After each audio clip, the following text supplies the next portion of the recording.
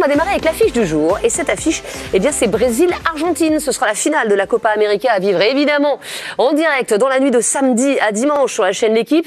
Hier, l'Argentine s'est qualifiée au tir au but face à la Colombie. Et on va revivre les meilleurs moments de ce match. Ça, c'est par contre ouvert. Ça, c'est ouvert dans la défense. Messi en retrait pour Lautaro. La rencontre est impressionnante avec Léo Messi encore. Et attention, attention, oui. Et but, oui, oh là là. C'est bien encore un gars.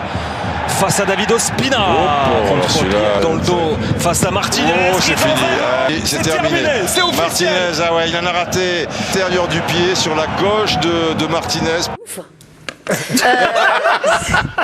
Vous êtes ébloui par cette qualification. Mais j'adore, mais c'est incroyable. Cette affiche donc entre l'Argentine et le Brésil. Et ma question est simple. Est-ce que vous êtes plutôt Messi ou est-ce que vous êtes plutôt Neymar? Montrez-moi vos ardoises. Messi pour Pierre Niguet. Messi également pour Yebossar. Ça dépend des jours. Celui qui est dans un grand jour. Qu'est-ce que c'est cette réponse? Voilà. Bon, j'aime les deux. Les deux, bravo Raphaël Sebaoun. Messi également pour vous, Ludovic Obraniak, et le Ney. Neymar, vous êtes le seul à penser ça. Dave Apadou, donc je vous garde au frais un petit moment. Je vais commencer avec vous. Pierre Niguet, pourquoi Messi? Parce que j'aime la volonté et l'amour qu'a Messi avec sa sélection, son rapport avec la sélection. Voilà, il n'a jamais rien gagné à part les Jeux Olympiques en 2008. Et tu sens qu'il y a un attachement qui est viscéral, alors qu'on a souvent remis en cause son amour pour l'Albi-Céleste. Évidemment, on l'a moins remis Neymar pour le Brésil. Neymar a déjà gagné avec le Brésil. Donc voilà, c'est un peu le côté sensible, un peu le côté humain. L'Argentine n'a plus gagné la Copa depuis 93. Et tu sens que c'est une vraie quête, en fait, un peu messianique, d'ailleurs, sans faire de jeu de mots pour Lionel Messi. Je le trouve exceptionnel sur son niveau de jeu depuis le début de la compétition, même si je sais que Neymar l'est également. Voilà, j'ai aimé ses coups de pied arrêtés. Son coup franc en huitième de finale est extraordinaire. On voit tirer le tir au but avec la sélection. Donc je trouve que... gagné avec sa sélection. Les Jeux Olympiques, quand même, me semble-t-il. Messi aussi. C'est la même chose. Alors on va voir avec Raphaël. Voilà, c'est-à-dire qu'on a dressé les palmarès. Voilà, je trouve qu'aller gagner la Copa pour Messi avec l'Argentine, ce serait un peu l'aboutissement ultime de sa carrière avec l'Argentine. Oui, Neymar et Messi, eux, ils ont gagné les Jeux Olympiques à des intervalles complètement différents, vous le voyez. Messi a presque soulevé le trophée de la Copa América puisqu'il a atteint la finale, comme la Coupe du Monde également en 2014. Mais c'est vrai que Neymar, c'est la première finale d'une Copa América, même d'une grande compétition qu'il va disputer, à part les Jeux Olympiques qu'il a remportés avec le Brésil. Ludovic Obraniak, est-ce que le Ballon d'Or se joue dans la nuit de samedi à dimanche pour Lionel Messi? C'est en tout cas ce que l'on peut penser, puisque s'il arrive à gagner la Copa, il sera un candidat sérieux à cette distinction. Ce qui est assez drôle, c'est qu'on ne voit pas de candidat. Pour une fois, il n'y a pas de candidat à côté. Ça n'a jamais été aussi ouvert. Alors, à part Kane avec l'Angleterre, s'il gagne l'Euro, peut-être Jorginho avec l'Italie, puisqu'il a gagné la Ligue des Champions avec Chelsea. Mais bon, on parlait... Mais non, mais il est très bon, Jorginho. Tu l'as fâché. Mais non, mais vous n'allez pas donner... On parlait pas de Kanté à un moment donné. Non, mais tu sais, Kanté... Pardon, excusez-moi, Kanté est champion du monde. Enfin, c'est quand même... Non, mais vous n'allez pas donner le Ballon d'Or à Jorginho. Enfin, on adore Jorginho. Pourquoi? Mais parce que c'est pas possible. C'est la distinction sur l'année de celui qui a été le meilleur. Il est dans les deux équipes qui ont été les meilleures. Mais Dave, aidez-moi, enfin, Non, mais dites-lui. regarde pas, tu règles ça avec la patronne. C'est pas possible. Il faut prendre les statistiques. Vous savez qu'aujourd'hui, c'est important de marquer des buts et de marquer Moi, ça me fait rêver, Jorginho. Et sur l'année civile de 2021, alors quand je parle des stats de Messi en Europe, eh bien, il est co-meilleur buteur aujourd'hui avec Lewandowski et Mbappé en club en Europe. Donc, s'il continue à marquer des buts à la rentrée avec le FC Barcelone qui gagne la Copa América, les statistiques vont compter et il sera un candidat très crédible pour remporter le Ballon d'Or. Il faut un peu désacraliser. Vous imaginez? Alors j'hésite entre Messi et Jorginho. Alors attends, je cherche. Après, si Messi remporte, Elle est dure, ça sera autre chose. Mais Elle est sévère, là. Mais il faut désacraliser un peu ce truc là où c'est tout le temps, même Messi. Le Ballon d'Or, vous voulez dire? Ah non. Ah oui, mais alors là, non. Qui est à nous? Je veux pas dire désacraliser dans le sens où ce que ça représente, le dis pas, alors. mais qui le gagne. C'est-à-dire à un moment donné, Messi, il n'est pas champion avec le Barça cette année. Alors faut regarder que les chiffres alors. Mais non, mais je trouve qu'un garçon qui arrive et qui a un élément moteur et majeur dans son club et qui gagne la Ligue des Champions, et s'il gagne l'Euro, il a encore mis le pénalty de la victoire hier et tout. Oui. Après, on peut discuter sur les personnalités, sur qui on préfère ou pas, mais sur cette année-là, mais pourquoi il ne marquerait pas les esprits? Parce que par exemple, pour reprendre l'exemple Tu le vois jouer, Jorginho, il ne marque pas les esprits? Je n'ai pas dit qu'il n'était pas bon. Je n'ai pas dit même pas qu'il n'était pas très bon. Je te dis qu'il ne marque pas les esprits, ce qui n'est pas la même question. Par exemple, Kanté, il a été meilleur joueur de la demi-finale et de la finale. Si tu veux, à l'autre bout du monde, quand tu as des votants, ça impacte, ça imprime. Jorginho, c'est un truc d'expert que tu regardes à la loupe. C'est pas quelqu'un qui éclabousse, c'est quelqu'un qui équilibre. Mais moi, je suis d'accord. Faisons alors le Ballon d'Or, ça se tient ou Messi ou Ronaldo, et puis on fait les deux, terminé. Bah non, Voilà, il y a eu Modric. comme ça, c'est terminé. Mais Messi, c'est peut-être sa dernière année. Mais non, mais l'année où Lewandowski aurait pu le gagner, il n'y a pas de ballon d'or. Bah oui, mais qu'est-ce qu'on y peut? Ça nous aurait arrangé que ce soit cette année qu'il n'y ait pas de ballon d'or. En 2018, c'était Modric. Donc Voilà. non, ça tient pas cet argument. Nous allons revenir sur Messi. Modric, il faut Modric, il a éblouir. une cote de popularité. Ouais. Non, mais il a ébloui. Enfin, il a un petit précédent quand même, Modric. Ça, tout de même, il a une petite carrière, vous voyez ce que je veux Eh dire? ben, je milite pour Jorginho et j'aimerais bien qu'il ait le ballon. Eh bien, mais lancez Le une petit pétition, Georges. Ludovic. On va voir sur Twitter si vous avez des adeptes, mais je suis sûr que oui en plus. Raphaël Sebaoun, nous allons voir la Copa América de Messi en images. Et qui est de grande qualité. Bien sûr. Lionel Messi qui a marqué 4 buts, délivré 5 passes décisives. Lors du premier match, il marque sur Guido Rodriguez, pardon, je me suis trompé, qui marque lui délivre à la Bolivie, mais le pénalty de Messi, puis le doublé. Quart de finale face à l'Équateur, la victoire 3-0. Une passe décisive d'abord pour un autre coup franc, un autre bijou, un autre but. Messi, il est en très grande forme dans cette Copa América. C'est l'un des meilleurs. Un petit mot, non, là vous dites. C'est C'est le Jorginho argentin. non, il impressionne quand même. Quand vous voyez ça, vous regrettez votre choix ou pas, Deva Padou? Vous êtes le seul ici à nous avoir dit plutôt Neymar que Messi. Oui, la question n'est pas de savoir qui est le plus fort des deux. Hein. Ça, c'est pas exactement la question. Non, moi je dis Neymar pour deux, trois raisons. La première, c'est que esthétiquement déjà, Neymar est un joueur que je préfère. C'est pas une question d'être plus fort ou pas. C'est une question de sa créativité, son inventivité. C'est-à-dire que quand je le vois toucher la balle, ça m'inspire plus, ça me touche plus que Messi. Donc je reconnais le talent absolu, il n'y a pas de souci. Oui. Voilà, non, mais Oui, voilà, qu'on soit clair, je retire rien, ce qu'il fait à la Copa América, ça a peu d'équivalent. L'autre truc, et c'est un peu à l'inverse en fait, finalement, c'est le même argument que Pierre, mais que je retourne, mais de façon complètement subjective. C'est-à-dire que cette histoire contrariée de Messi avec sa sélection, je trouve ça touchant en fait. Je trouve ça touchant, ce côté, tu sais, dans l'écriture de son histoire, cette espèce de malédiction. C'est bizarre, mais je trouve que c'est quelque chose que dans la narration de sa carrière, je trouve ça incroyable. T'aimes en pas fait. les belles fins d'histoire, toi, en fait. Un petit happy ending. Non, mais c'est beau aussi le tragique. Non, mais je veux dire, c'est ça. Et puis c'est quelqu'un qui, par ailleurs, a à peu près tout gagné en club. Mais cette dissociation entre Messi le Catalan et Messi l'Argentin, avec des distincts divers, parce qu'on a dit, il a joué combien? 2 finales de Copa América. C'est prodigieux. Il en perd une même au tir au but. Il perd une finale de Coupe du Monde dans les prolongations. C'est-à-dire cette espèce de côté un peu maudit avec le maillot albicéleste. Moi, ça me le rend touchant en fait. Donc voilà, c'est plus. Mais là, on est vraiment dans le subjectif. Ce sera un vainqueur, mais merveilleux. Et évidemment, un candidat au moins au niveau de Jorginho au Ballon d'Or. J'espère bien.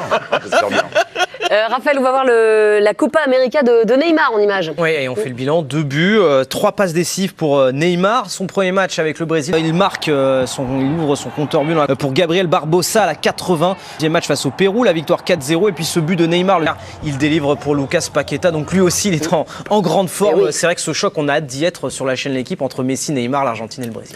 Et la Ligue 1, la Ligue des Talents, très bien représentée dans cette finale donc de Copa América. Est-ce que vous êtes excité par cette finale, vous, Olivier Bossard? Ah oui, absolument. Quand on voit les highlights là, des deux joueurs, les deux joueurs sont absolument énormes depuis le début de la compétition.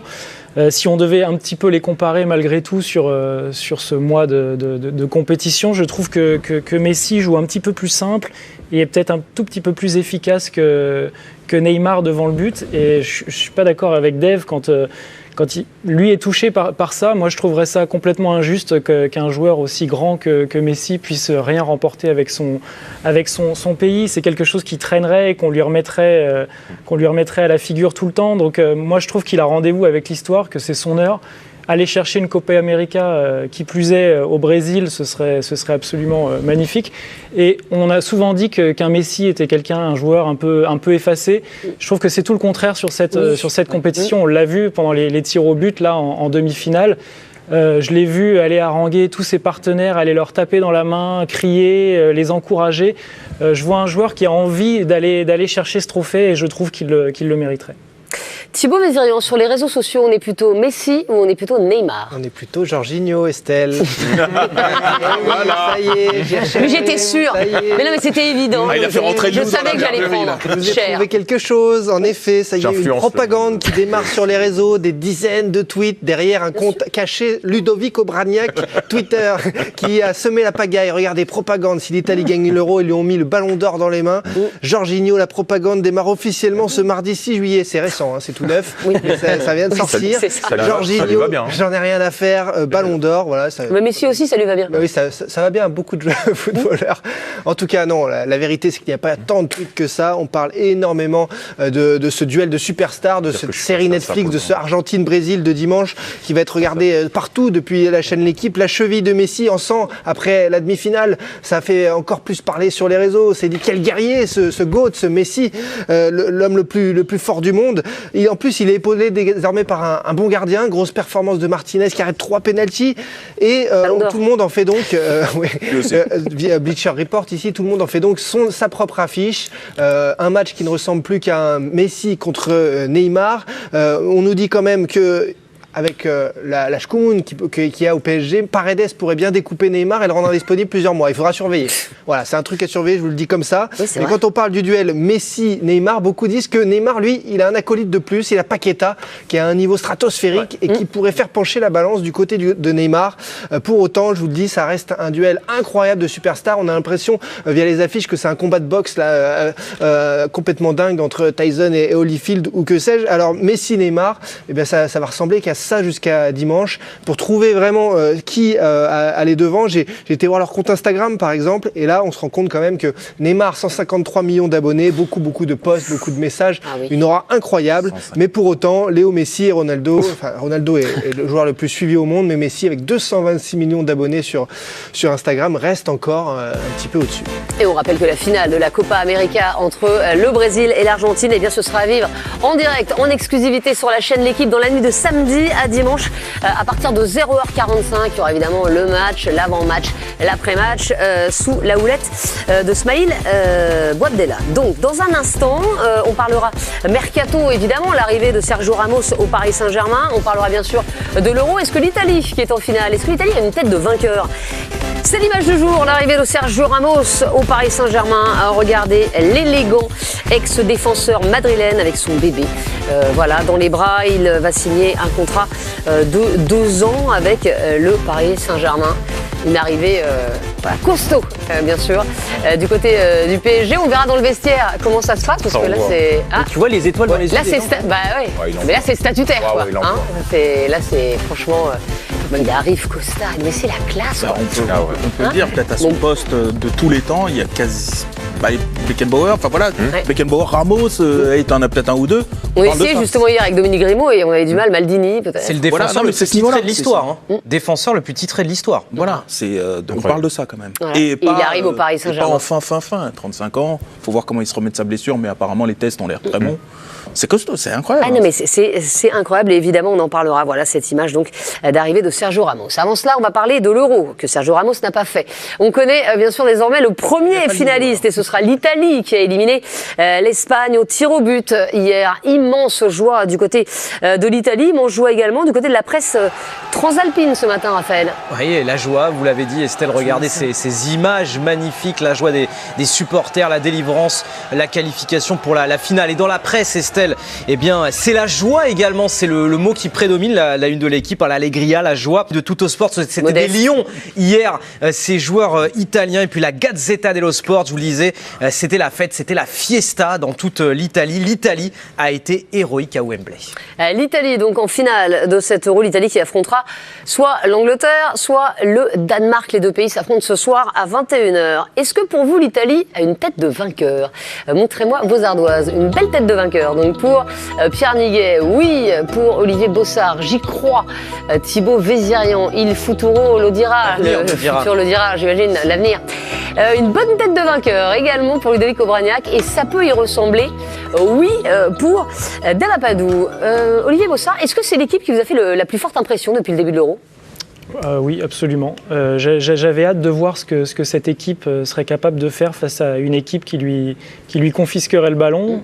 C'est exactement ce qu'a fait l'Espagne avec du pressing très très haut.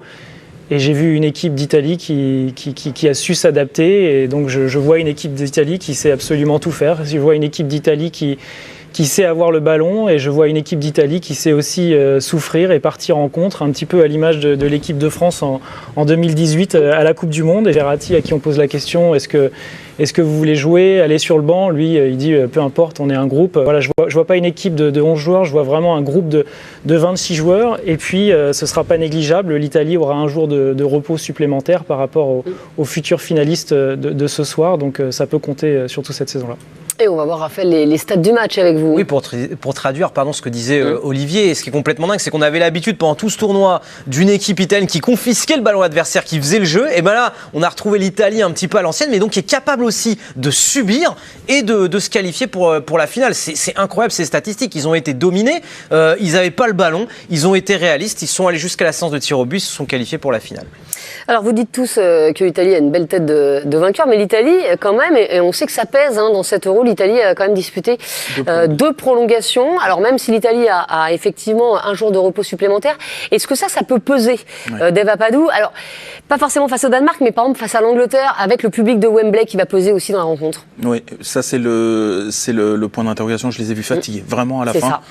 Je sentais l'Espagne plus vigoureuse sur l'ensemble du match. Physiquement, ils ont vraiment souffert. Alors après, évidemment, confisquer la balle, ça brûle les mollets de courir partout. Ils ont subi. Ils n'avaient pas le choix. Ils n'avaient pas décidé. Ils se sont dit bon, allez, on va la jouer à l'ancienne. C'est juste qu'ils ont vu que le ballon, ils l'attraperaient pas, et ils ont su s'adapter en résistant. Mais c'était vraiment un match de résistance. C'était un match pour Chiellini, Bonucci, etc. Ouais. Voilà, c'était un match pour eux, pour Donnarumma aussi, qui fait un drôle de rôle quand même. Excellent, exactement. Qui lève des petits doutes, en tout cas des petites questions qu'on avait. Maintenant, je suis d'accord avec vous sur l'argument physique, parce que si c'est l'Angleterre, on voit que c'est exactement l'inverse. C'est-à-dire que l'Angleterre n'a pas du tout pioché dans ses réserves. Ils ont, en plus d'avoir joué des matchs à domicile, quasiment à part le quart de finale, globalement, donc ils ont été épargnés par les conditions de voyage, etc. Et je les vois, eux, arriver très très fort en cas de qualification. Ça, c'est un argument qui pourrait peser. Pour le reste, l'Italie est l'équipe qui joue franchement le mieux au football, dans le sens où elle a à peu près toutes les réponses. Il lui manque un petit peu de talent individuel, je parle en termes de capacité à faire des différences un peu seul, un peu de puissance, des choses comme ça. Pour le reste, il coche à peu près toutes les cases. Y compris l'état d'esprit, ça compte. Exactement, et ça, Olivier Bossard le rappelait. Alors, l'Italie, elle a une particularité, c'est qu'il n'y a pas de star. Voilà, on le dit, c'est un groupe, mais finalement, le danger, il vient de partout. Exactement, et tout le monde peut marquer des buts, et c'est une première dans l'histoire. L'Italie est devenue la 2e équipe dans l'histoire de l'Euro, avec 5 joueurs à avoir inscrit 2 buts lors d'une même édition. La dernière équipe qui avait fait ça... La France. Exactement, voilà, la France à l'Euro 2000. Non, l'Euro 2000. Bien sûr. Ouais, voilà. Non, mais il y a une similitude, c'est vraiment par rapport à l'équipe de France, on peut la comparer, qui était capable de défendre et aussi de jouer. Et le danger pouvait venir de partout aussi à l'époque de cette équipe de France de l'Euro 2000. Est-ce que l'Italie vous a impressionné hier, Ludovic ? Oui, ils m'ont beaucoup impressionné, parce qu'on était là hier soir à débriefer le match, et je me disais, mais... sortir vivant de ce match-là, franchement, chapeau, parce qu'ils ont souffert 1000 morts hier soir. Je les ai vus, mais Dave parlait de résistance, moi je parle vraiment de souffrance. Ils ont été au bout d'eux-mêmes, ils ont subi ce match-là, ils ont quand même réussi à planter des banderies, alors que il a fallu crever un mètre et péter, c'était vraiment dur. Donc après, vous mettez ça sur l'aspect physique, ça rentre en ligne de compte, mais quand tu sors d'un match comme celui-là et que tu gagnes, mais tu te sens plus vivant que jamais, en fait, tout s'évapore. Parce que après, quand tête veut, corps veut. Donc tu te dis, non mais je l'ai vécu moi. Moi j'ai vu le championnat olympique, je peux vous dire, ça n'a pas marché. Quand tu es galvanisé comme ça par une telle victoire, honnêtement, je pense que tu arrives à passer outre la fatigue, outre la douleur. Franchement, si on était en quart et qu'il y en a encore, là on est sur une finale, tu te dis sur un match sec, bon allez, c'est le moment, on peut encore remettre un petit coup de collier. Non, je les sens investis d'une mission, un peu comme les Danois. Tu sens qu'il y a quelque chose qui tourne en leur faveur, une part de chance, et puis l'ambiance qui y règne, l'atmosphère c'est important aussi. Donc elle a la possibilité d'aller tutoyer le Graal. Oui, Pierre Niguet, je voyais faire comme ça, là. Non, je dis... Vous avez de l'argent à mettre? J'ai pas beaucoup d'argent, mais le Danemark à 10, peut-être trouver 10 € dans les portefeuilles, non? C'est pas mal, une cote à 10. Valait mieux les mettre il y a 2 semaines, oui. C'était mieux.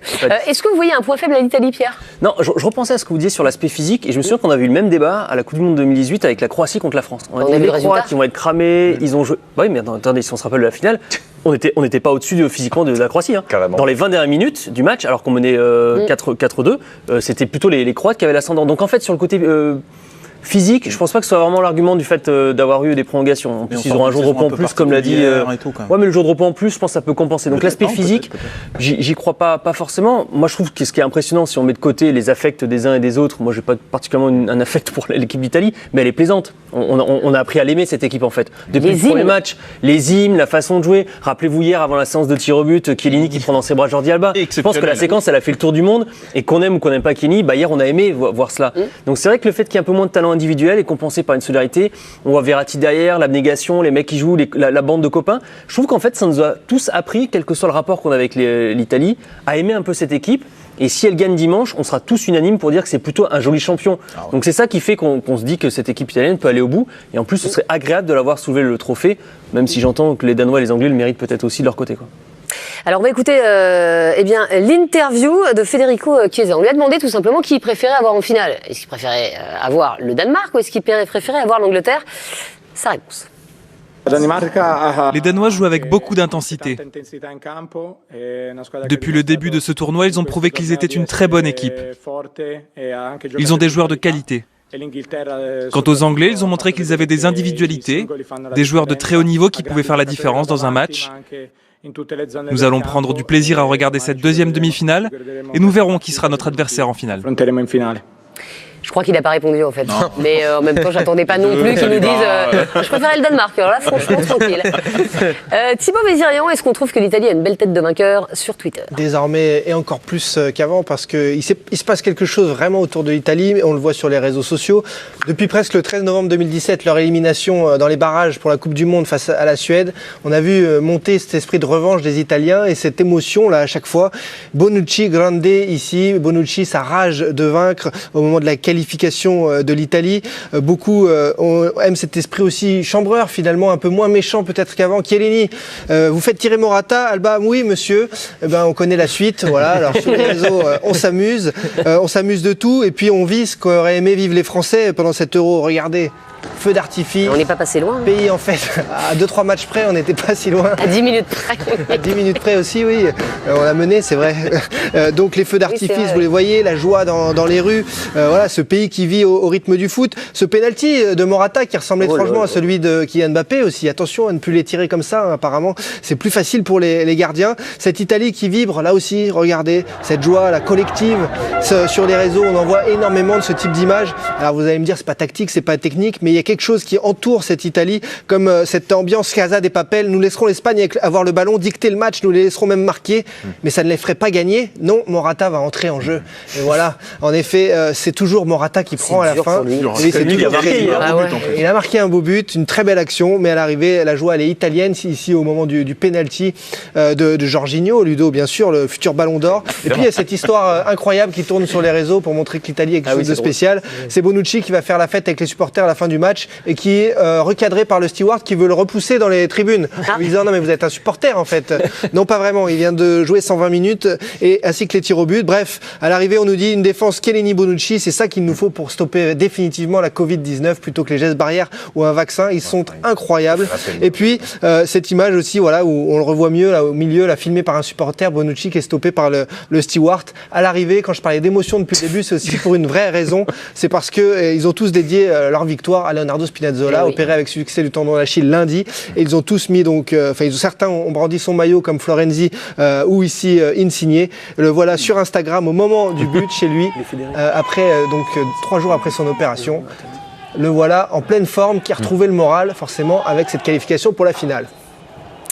Merci beaucoup Thibaut. Alors, qualification de l'Italie pour la finale et ce soir, deuxième demi-finale entre l'Angleterre et le Danemark. L'Angleterre qui n'a encore jamais gagné l'Euro et qui a été chambrée en conférence de presse par Kasper Schmeichel, le gardien danois. Écoutez. We are particularly aware of the phrase "it's coming home." Now, what would it mean to you guys to stop it coming home tomorrow night? Has it ever been home? I don't know. Have you ever won it? 1966 it was home. Well, was that not the World Cup? Il est très drôle, Kasper Schmeichel. Voilà le gardien danois. Angleterre-Danemark. Est-ce qu'on doit croire à un exploit du Danemark? Montrez-moi vos ardoises, si tête veut, si cerveau veut. Voilà. À fond, évidemment, pour le plus danois d'entre nous, Olivier Bossard. Je n'arrive pas à y croire. Aïe, aïe, aïe, aïe, Thibaut Vézirian. Mais bien sûr. Mais d'accord. En danois. Oui, il n'y a pas que l'état d'esprit. Très bien, vous nous expliquerez ce qu'il y a d'autre. Évidemment, il y a du jeu, bien sûr.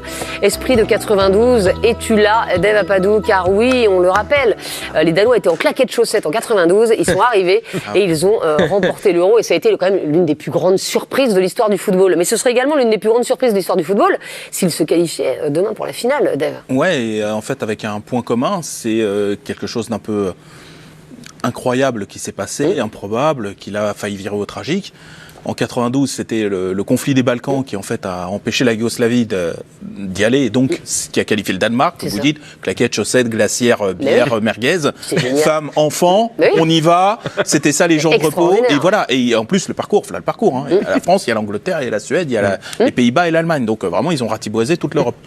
En souriant. Donc voilà, là, évidemment, c'est le tragique accident d'Eriksen qui s'est bien fini au final, mais je pense qu'ils sont aussi portés par ça, parce qu'il y a un courant de sympathie, et pas uniquement par ça. Et pour le coup, je rejoins Ludo, c'est qu'en fait aussi le jeu qu'ils proposent enthousiasme. Si c'était juste une équipe qui met ses tripes, mais qui met l'autobus et puis qui s'en sort sur des coups du sort, bon, ça va 2 minutes, mais à un moment, on se dirait, le foot, faut quand même avoir envie du plaisir.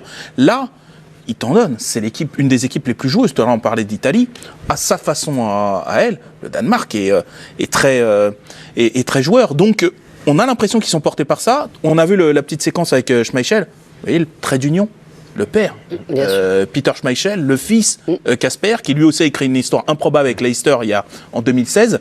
Donc voilà, on a l'impression qu'il y a quelque chose un tout petit peu de surnaturel qui habite cette équipe. Donc pourquoi pas ?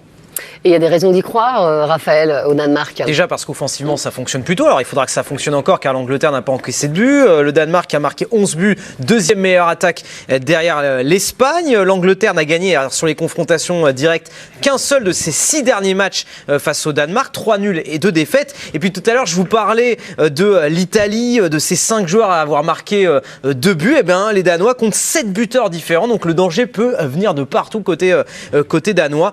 Seul l'Allemagne en 2012 en avait plus, avec 8 joueurs différents qui avaient marqué durant la compétition. Olivier Bossard, est-ce que le Danemark, enlevez votre cœur Olivier, a la capacité de gêner les Anglais? Oui, parce que déjà, cette Angleterre-là m'a pas encore vraiment scotché, malgré cet avantage qu'ils ont de quasiment jouer tous leurs matchs à domicile. Je les ai pas encore vus sortir un énorme match.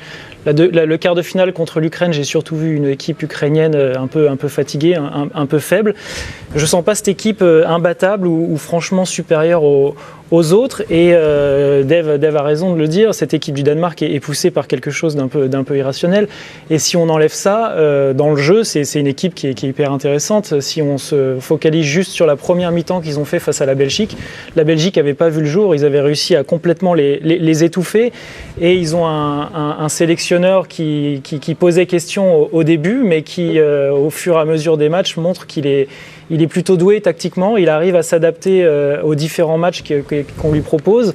C'est une équipe qui démarre souvent en 3-4-3 et en fonction des difficultés, ça se transforme en 4-3-3 avec Andreas Christiansen qui monte au milieu de terrain pour donner un petit coup de main. Et puis on a des individualités qui sont au rendez-vous. Il y a une colonne vertébrale qui est forte. On parlait de Kasper Schmeichel au début. On a Simon Kjær qui est un capitaine admirable. Damsgaard qui est une des révélations de l'Euro. C'est une équipe où il se passe tout un tas de choses sur le terrain, hyper intéressante et qui peut complètement gêner cette équipe d'Angleterre. Et on va écouter tout de suite Gareth Southgate, l'entraîneur, bien sûr, de cette équipe d'Angleterre. Et pour lui, la pression, elle n'est pas sur l'Angleterre, elle est sur le Danemark. Il est bon. Nous n'avons jamais été en finale. Alors la pression est sur qui vous voulez. C'est une source de motivation et un défi pour nous.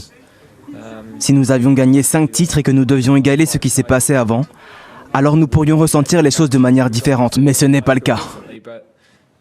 Le Danemark a déjà remporté l'Euro, alors peut-être que la pression est sur eux ce soir.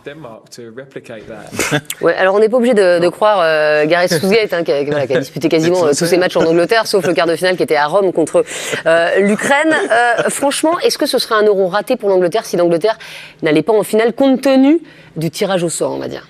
Ah oui, ça serait forcément un Euro raté, dans le sens où tu peux toucher du doigt quelque chose que tu cours après ce titre depuis tellement longtemps maintenant. Depuis le début de leur histoire, c'est jamais eu. Tu as quand même eu l'avantage d'avoir le public avec toi. Tu as eu l'avantage de très peu te déplacer, notamment de jouer énormément de matchs à domicile. Tu auras sûrement l'avantage, et c'est acquis maintenant, qu'il n'y aura que des supporters anglais pour cette demi-finale à Wembley. Tout est réuni, ils sont sur la voie royale, les Anglais, d'autant plus que le parcours où ils sont dans le tableau qui est plutôt favorable, ils tombent l'Ukraine. Donc, si tu veux, tout est réuni pour que ce soit eux qui aillent au bout. Donc, vous croyez quand même au Danemark?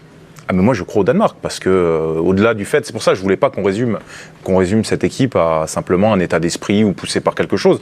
Elle montre de vraies choses sur le plan footballistique. Moi qui suis en train de passer mes diplômes et donc d'avoir une équipe, franchement moi qui ai envie de mettre en place un 3-4-3, je me suis beaucoup inspiré de cette équipe parce que je trouve elle dégage quelque chose, elle maîtrise bien son sujet, et puis il y a des leaders, il y a des talentueux, il y a des besogneux. En fait elle est très, très homogène cette équipe, et on a envie en fait on a envie qu'elle aille au bout. Moi, j'aimerais bien pour le. Mais tout le monde, c'est l'équipe chouchoute de l'Euro. Voilà, et j'aimerais bien qu'elle aille au bout. Maintenant, l'Angleterre a des arguments.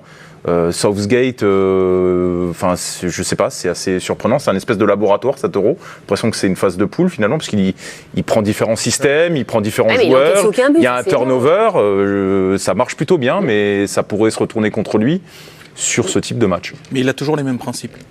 C'est ça, c'est-à-dire que voilà, il y a des règles d'airain, alors qu'on aime ou qu'on n'aime pas, mais voilà. Après, quand tu joues à 5 et à 4, voilà, les principes ne sont pas toujours les mêmes non plus. C'est vrai, mais un certain nombre de joueurs derrière le ballon, quasi systématiquement, jamais tes latéraux qui montent en même temps, alors qu'on avait dit que l'Angleterre avait les meilleurs latéraux du monde. Juste un point sur l'état d'esprit. On a dit, le Danemark, ils arrivent, eux, ils sont portés par quelque chose. L'Angleterre, je pense que c'est une des nations qui subit le plus la pression de l'événement. À chaque fois. Et ils sont souvent écrolés. Et la fameuse phrase, là, Football's coming home, qui vient de la chanson, dans un des couplets de la chanson, il y a l'Angleterre va encore trouver le moyen de tout gâcher. Parce qu'en fait, même les supporters anglais sont habités par ça. C'est qu'il y a un moment où l'équipe d'Angleterre va être rattrapée par soit la malédiction, soit leur propre manque. 55 ans qu'ils n'ont rien gagné. Exactement. Ils ont gagné qu'un truc, voilà.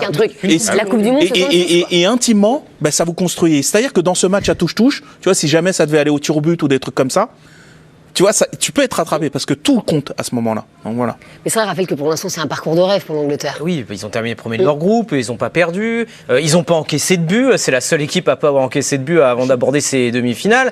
Il y a 5 matchs sur 6 pour l'instant disputés à Wembley. Il peut y en avoir un 6e avec la finale, donc ça veut dire une compétition quasiment disputée à 100% à domicile. Et puis sur le plan, on parlait tout à l'heure des prolongations pour les Italiens, pour les Espagnols, etc. Eux, ils sont frais, ils n'ont pas disputé une prolongation. Donc tout est réuni pour, mais voilà. Ouais, après, c'est vrai que quand on voit Pierre, alors voilà, on adore le Danemark, on y croit tous, mais quand vous voyez le potentiel offensif du Danemark, je veux dire avec des joueurs de Ligue 1, on va dire, et celui de l'Angleterre, on est quand même obligé de se dire la force, elle est plus sur l'Angleterre. Quand on regarde les deux équipes sur le papier, il n'y a pas forcément photo quand même. Après, le reste, c'est un peu d'irrationnel. J'aime bien le côté revanchard des attaquants danois.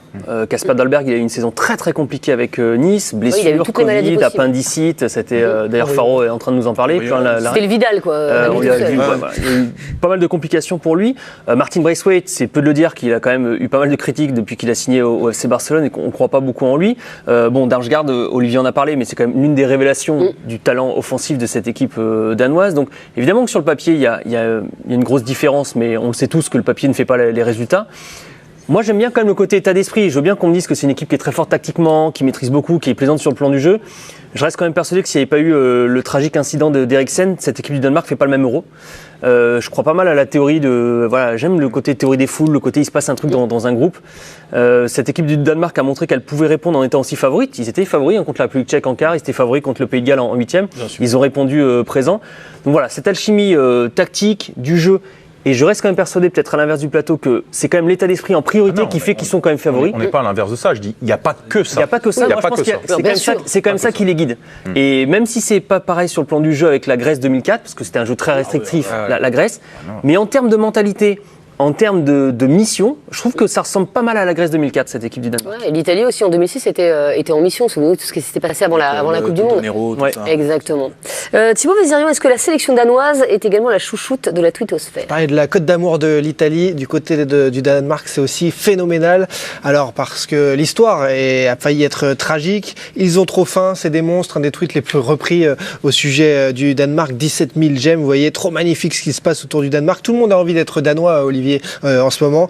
L'histoire d'Eriksen, forcément, a touché le monde entier. Il continue de le faire. Ce serait magique qu'il vienne soulever le trophée avec sa nation, en effet, lors de la finale. Et puis, ces images, à chaque fois, alors ça ressort sur les réseaux. Peter Schmeichel, illustre gardien de Manchester United, et son fils, donc Casper, à ses côtés, dans le bus, ici, à droite. Et impressionnant. D'autres images sur les réseaux, des dessins ici, mais aussi d'autres images de lui, saison 99-2000, Peter Schmeichel avec Casper à ses côtés, les deux mêmes, regardez, donc actuel gardien de Leicester, de la sélection danoise, et son illustre père à côté. L'équipe, la parodie du journal L'équipe, a titré Viking en terre saxonne, et tout le monde a envie d'un duel incroyable ce soir.